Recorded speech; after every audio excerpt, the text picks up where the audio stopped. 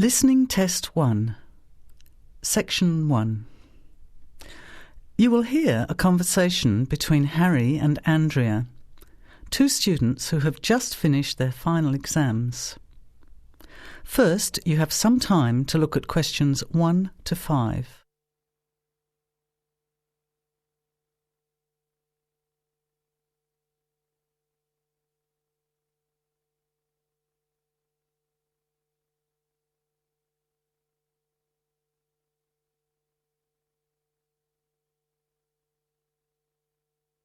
Notice that an example has been done for you. This time only, the conversation relating to the example will be played first. Hi Andrea, how are you feeling now that exams are over? It's fantastic to have finished, isn't it? And to sleep in every morning. What about you? The student is happy to have finished exams, so you circle B. Now, let's begin. Answer the questions as you listen. You will not hear the recording a second time. Listen carefully to the conversation and answer questions 1 to 5. Hi Andrea, how are you feeling now that exams are over? It's fantastic to have finished, isn't it? And to sleep in every morning. What about you? Well, I've been catching up on sleep too, but I've got a lot to do before I leave for England. Perhaps you could give me some advice. I've got a lot of things I can't possibly take back with me, but I don't know what to do with them. Well, it depends on what sort of things they are and whether you're thinking of giving them away or selling them. Well, almost everything. Furniture, the fridge and other kitchen stuff that I bought from the previous tenant. But the new people have already got what they need, so they're not interested in buying stuff from me. I can't afford to give it away, but I'm not sure how to sell it all. Oh, and there are some clothes and books as well. Why can't you take them? The books are really heavy. It's so expensive if you exceed the airline baggage allowance. And the clothes just won't all fit in my suitcase. It's amazing how much stuff I've accumulated since I've been here. Anyway, I don't think I'll need as many summer clothes in England as I have here in Australia. I see. Well, there are several alternatives. First of all, you could put up notices around the university about the books. You know, on the notice boards in the Student Union building and in the economics department. Anywhere second and third year students will see them. People are always keen to buy cheap textbooks. OK, what should I say on the notices? Just put the titles, authors and price you want, your name of course, and maybe put your phone number on those little tear-off tags. That's a good idea.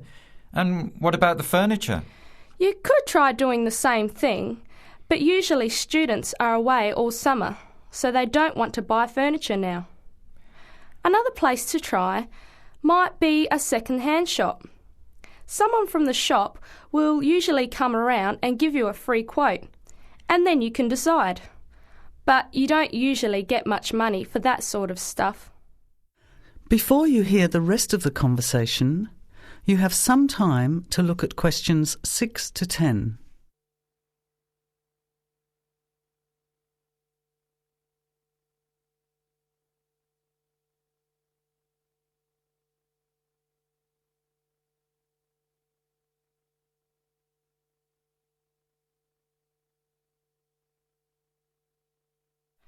Another alternative is to put an advertisement in the Trading Post. Do you know that paper? It comes out every week advertising things people want to sell. You have to pay to put the advert in and then hope people phone. Give them as much information as possible, and if they're interested, invite them to come and have a look. The hard part is agreeing on a price. No, I haven't seen the Trading Post. But I should have a look at it, and I could advertise the fridge, the microwave and the furniture. But the kitchen stuff isn't really that good. You know, old cutlery, a few pots and pans and some plates and things. What shall I do with them? Well, another option is to donate the kitchen things to a charity shop. You know, like the Salvation Army or St Vincent de Paul. Why don't you get a second-hand shop to give you a quote first? Yes, I could do that. Find out how much they'll give me and then decide whether to sell them or give them away. But I've still got the clothes. A charity shop will take them too, as long as they're in good condition. And even though you don't get any money, at least you know that someone who really deserves some help has benefited. That's a good point. I'll advertise the expensive stuff, the furniture, and donate the clothes and kitchen stuff. Let's go and buy a trading post and you can help me write the advert. Well, actually, I'm interested in buying the fridge and the microwave, depending on the price, of course. OK, let's see how good you are at bargaining. That is the end of section 1. You have half a minute to check your answers.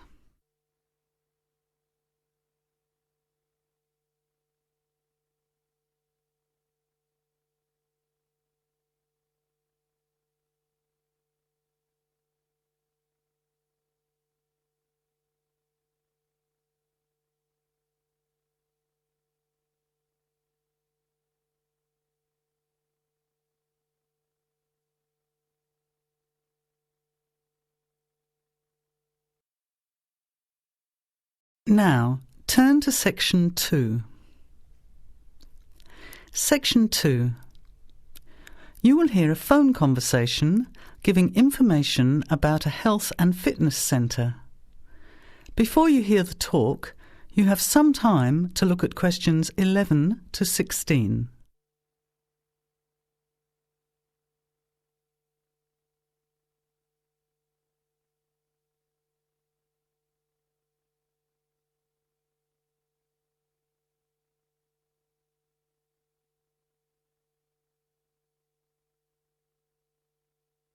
Now, listen carefully to the first part of the talk and answer questions 11 to 16.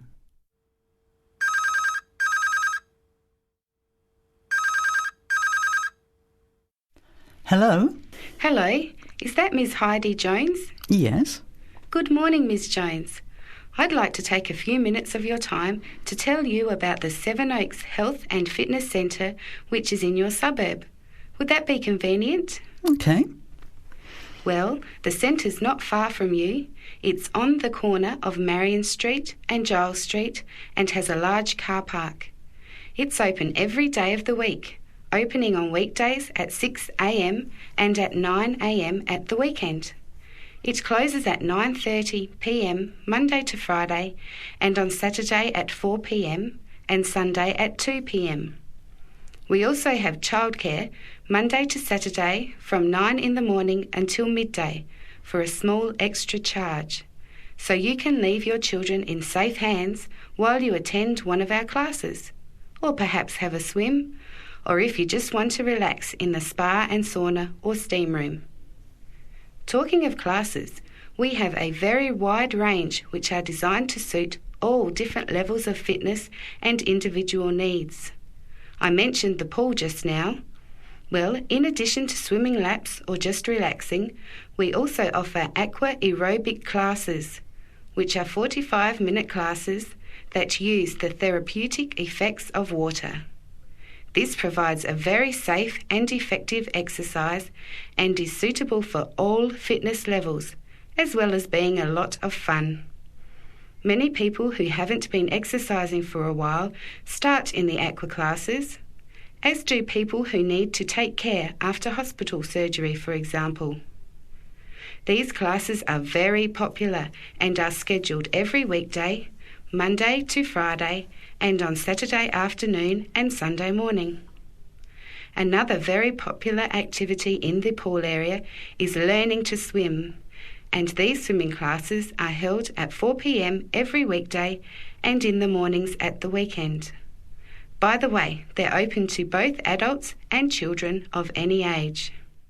Before the talk continues, You have some time to look at questions 17 to 20.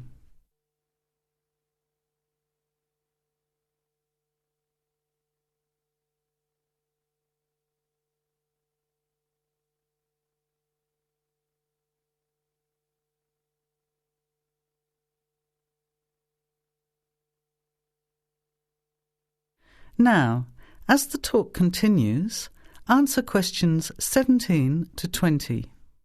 Now, it would take too much of your time to tell you in detail about all our programs, as we have a very wide range of activities at different times. However, I'll just outline some of them. Our super circuit classes are extremely popular, and you get a good aerobic workout while toning your muscles. They're easy to learn, as you combine using hydraulic equipment with exercises guaranteed to give you a good cardio workout. The teachers are very good and there's a fun atmosphere. And the classes are very effective in assisting weight loss, relieving stress, lowering blood pressure and generally increasing fitness. Oh, and I haven't mentioned our range of aerobic and step classes of different types which suit all levels. Our specially designed aerobics room holds over 55 people, and our highly qualified and trained staff can advise you as to which class might suit you. We are inviting you to a free 1-week trial period when you can come and try any of the classes or activities before you make the decision to join. By the way, there is also a large and very well-equipped gym where we offer free fitness assessments, and you can have an individual program designed just for you. Also, the cardiovascular room has the latest range of machines which help you burn fat, increase your fitness, or just warm up. They're very popular, as you can forget all about the calorie burning by watching your favourite music videos on TV while you exercise. Right now we have a very special new member joining fee offer, which allows 2 memberships for the price of 1, a real bargain. So if you can, bring along a friend who'd like to get fit as well in time for summer. Come along and try us out. You can meet the staff. Try out some of the classes for a week, absolutely free. And then, if you like us, sign up for only $110 each for 6 months. Thanks for taking the time to learn about the centre, and I hope we'll see you there soon, Heidi. I'll put one of our brochures in the mail for you right now. Bye for now. That is the end of section 2. You have half a minute to check your answers.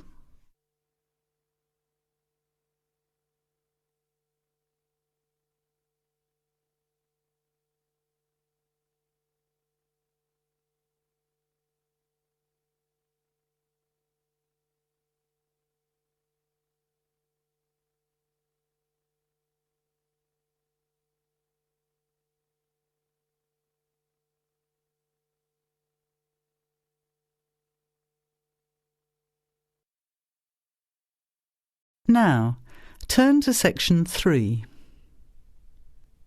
Section 3. You will hear 2 business studies students, Evelyn and Mark, preparing for a seminar presentation. Before you hear the conversation, you have some time to look at questions 21 to 25.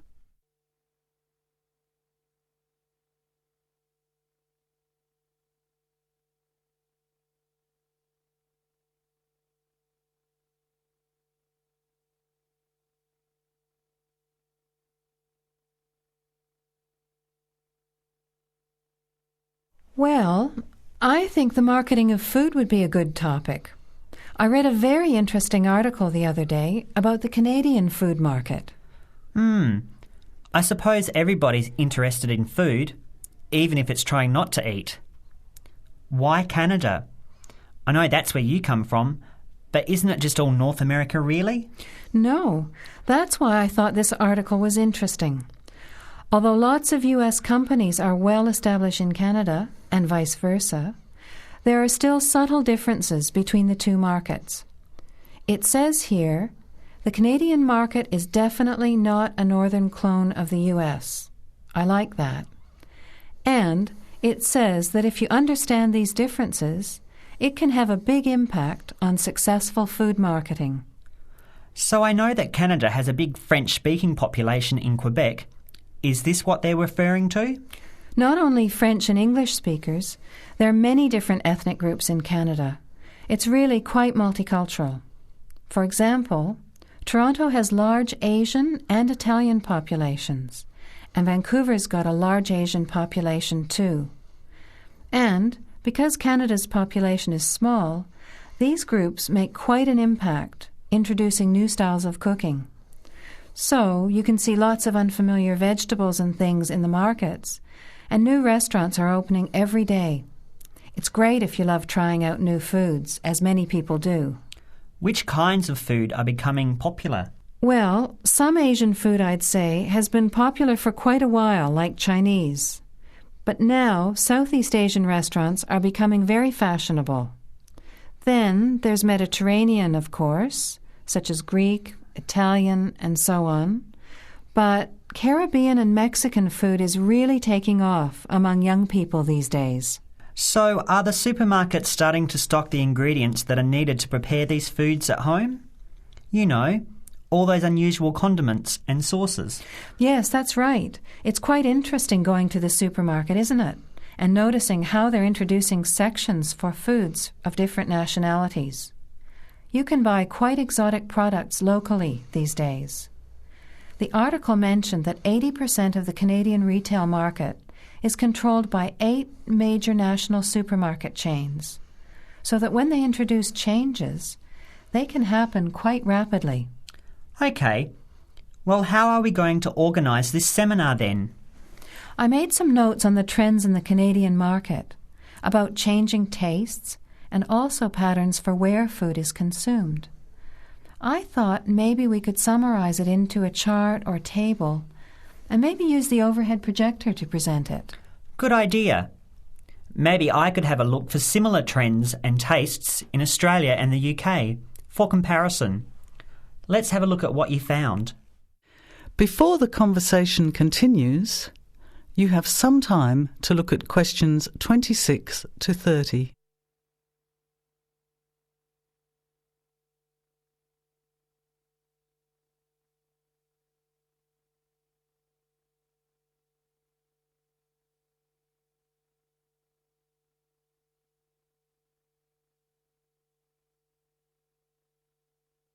Now, as the conversation continues, answer questions 26 to 30. The most significant trend, it seemed to me, was that Canadians are definitely interested in healthy food. For example, did you know that salads are the 3rd most commonly eaten food in Canadian restaurants? Really? What about organic food then? Is that becoming more popular? Yes, it's definitely moving into the mainstream compared to a few years ago. And a recent survey showed that 4 out of 5 shoppers said that they check the fat and nutritional information on the packet when they're deciding what to buy. What other trends did you find out? There's one change I noticed straight away when I was home last year, in the meat department. You know, here the meat packaging says rump steak or 4-quarter chops and so on. Well, they discovered that most consumers these days didn't know what to do with these roasts and rounds and ribs. So the government approved a new naming system for cuts of meat, which is related to the required cooking technique. What a good idea. I've never really understood the difference between sirloin, rump, round and all those names. So how many new categories are there? 8. There are 3 kinds of steak, for grilling, for marinating, and for simmering. And then there's what they call quick-serve beef, for stir-fries, I suppose. And premium oven roast, pot roast, and stewing beef. It's a great idea, isn't it? I hope it catches on here. I agree. Any other trends that you thought were significant? Well, what's really interesting is what the article called mobile meals. In other words, more and more Canadians are eating meals away from home, but not just eating more junk food. They're projecting a 40% increase in snack food sales over the next 3 years, and the growth is coming from healthy snacks. You know, the ones that have less cholesterol and fat, such as muesli bars, health food bars, and those types of products. Apparently, in the food marketing jargon, they're called nutritious portable foods, which means healthy snacks. The other major trend is that young people are doing more of the food shopping these days, so marketing has to be aimed more at them, as well as more conventionally at the mother. Thanks, Evelyn.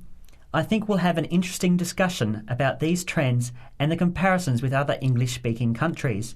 I'll see if I can get some information about them to compare with yours, and meet you on Friday to put it together. See you then. Bye.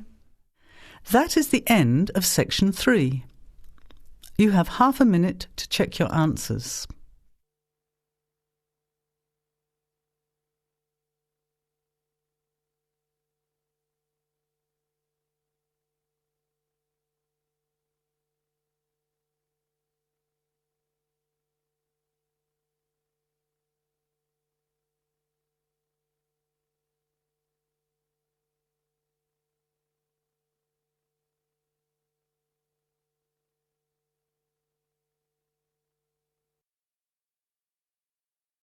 Now, turn to section 4. Section 4. You will hear a talk given by Dr. Miranda James. First, you have some time to look at questions 31 to 35.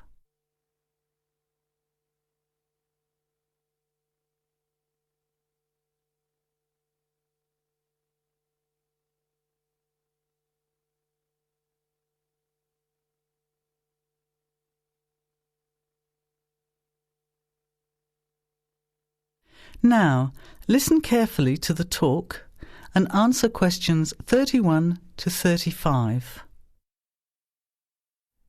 Good afternoon, everybody, and welcome to the first in a series of talks we have arranged for the Overseas Students Association this semester. Dr. James has very kindly agreed to speak to us today on the topic of public speaking, and judging from the large numbers of you here, it's clearly a subject of great interest and relevance. Dr. James. Hello. It's good to see so many of you here, and hopefully what I'm going to tell you will be useful to you both here at the university and in your future employment. Many people avoid speaking publicly, by which I mean in front of, say, 10 or more people. Not because they lack the ability, but mainly because they lack confidence, which is really only due to lack of practice. Today, as a consequence of the influence of television, audiences expect speakers to be relatively brief and to the point, in addition to being well-informed and interesting or entertaining. Probably the most important part of public speaking is what you do beforehand, by which I mean preparation. This includes practical details, such as knowing precisely what your topic is and exactly how long you are expected to talk for.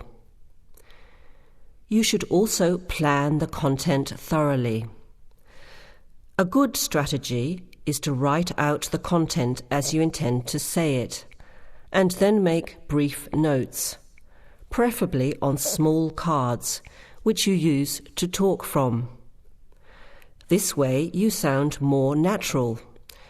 You incorporate pauses while you look at your notes, and you can then look at your audience while you are speaking.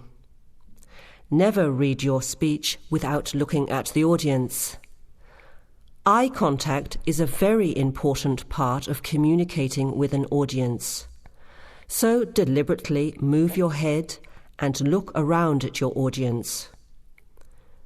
Pauses are important, as most people, when they are nervous, tend to rush through their speech.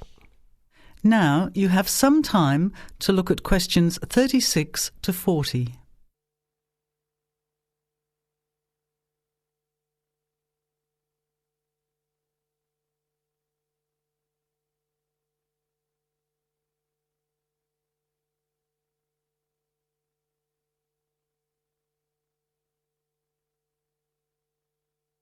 Now listen and answer questions 36 to 40. Practice speaking slowly. This gives you more time to pronounce your words correctly. It's always easier for your audience to listen to someone whose speaking is clear and calmly paced, so that they can understand the ideas being explained. And the bigger the group, the more slowly you should speak. Remember to project your voice, speaking clearly to the person furthest away from you. It's a good idea to rehearse and record yourself. Pay attention to your intonation when you listen to yourself. It's even harder if you're speaking in a second language, I would imagine. But there's nothing worse than listening to a flat, monotonous voice. So try to vary your tone and rhythm. This will add meaning to your words. Lastly, pay attention to both your posture and your gestures. A confident person stands or sits in a small group with their head up, chin out, and shoulders back. Try to avoid scratching or fiddling with your hair or beard, or pens, jewellery, and so on. These movements can distract and irritate your audience. Yet you may be unaware of them yourself. Another reason for rehearsing, preferably with feedback from a friend, or better still, on video. I hope these few tips will make your experience of speaking in public a little easier. Remember, practice makes perfect. That is the end of section 4. You now have half a minute to check your answers.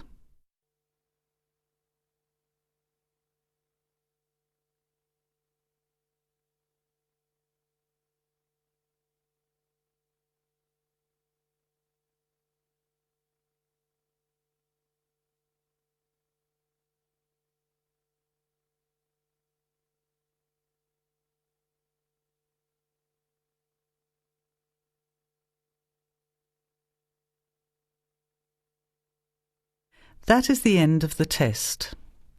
Now, check your score, but before you go on to the next listening test, don't forget to look at the section in the book on how to improve your vocabulary and listening skills.